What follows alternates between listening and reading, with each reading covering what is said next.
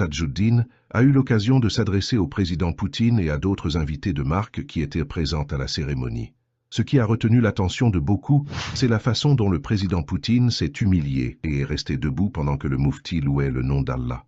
Шейх Уль-Ислам Талгат Сафа Таджуддин, Верховный муфтий, председатель Центрального духовного управления мусульман России. Après avoir loué Allah le Tout-Puissant, le grand moufti de Russie a profité de l'occasion pour exprimer sa désolation et sa condamnation aux injustices infligées au peuple palestinien depuis des décennies par les soi-disant grandes puissances du monde, et a ensuite parlé de l'une des principes fondamentaux de l'islam selon lequel personne dans ce monde n'a le pouvoir de faire quoi que ce soit sans la volonté du Tout-Puissant Allah. Et pendant qu'il parlait de ça, le président Poutine, l'invité d'honneur de la cérémonie, est resté debout en train d'écouter les puissantes paroles du cheikh Tadjouddin. Chacun a sa propre vérité, mais nous tous, chrétiens, musulmans, juifs et autres traditions religieuses en Russie, adhérons aux valeurs morales et spirituelles établies par le Seigneur de notre monde. Ce qui se passe en Palestine depuis des années, c'est abominable, et on ne peut pas trouver les mots pour l'exprimer. Beaucoup se demandent s'il y aura une troisième guerre mondiale ou une apocalypse. Mais en tant que croyants, nous savons bien que la fin des temps est une expérience individuelle. Parents, amis et proches passent chaque jour dans l'autre monde. Mais l'apocalypse globale ne peut être qu'une œuvre d'Allah, pas l'œuvre de l'Occident collectif ou des États-Unis, quelle que soit leur arrogance. Les scientifiques parlent de l'expansion de l'univers, puis de son effondrement un jour. Mais tout est dans le contrôle total d'Allah.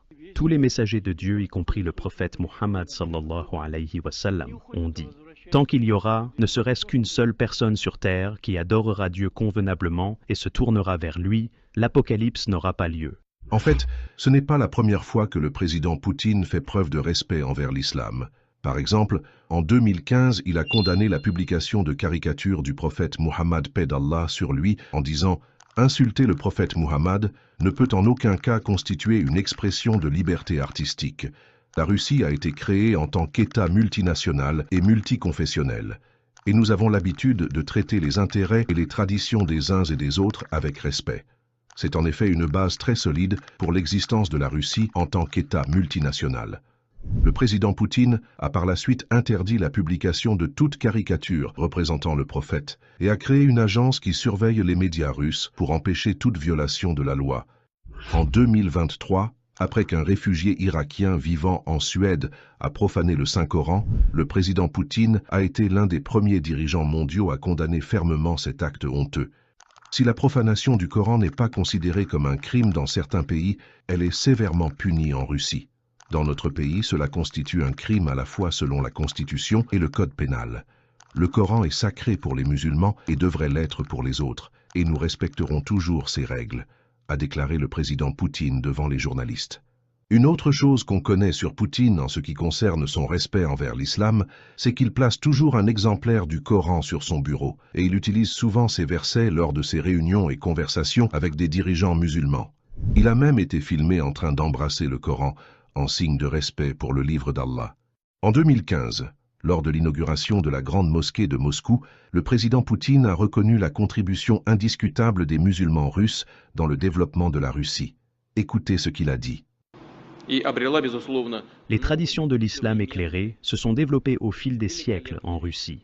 Le fait que différents peuples et religions vivent en paix en Russie est en grande partie dû à la communauté musulmane, qui a apporté une contribution précieuse au maintien de l'harmonie dans notre société et s'est toujours efforcé de construire des relations au sein des religions et entre elles fondées sur la tolérance à l'égard des croyances des uns et des autres.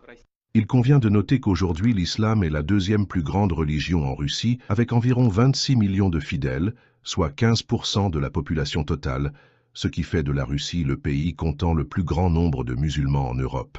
Aujourd'hui, la Russie compte plus de 8000 mosquées, et tout au long de son histoire, non seulement ce pays n'a connu aucune hostilité majeure à l'égard de l'islam, il n'a pas non plus connu de conflits religieux. Les républiques islamiques qui ont rejoint la Fédération de Russie ont conservé tous leurs droits religieux, culturels et sociaux. Cela explique les relations chaleureuses que le président Poutine entretient avec les peuples de ces républiques et le respect qu'il a envers leur religion. Merci pour votre temps. Assalamu alaikum.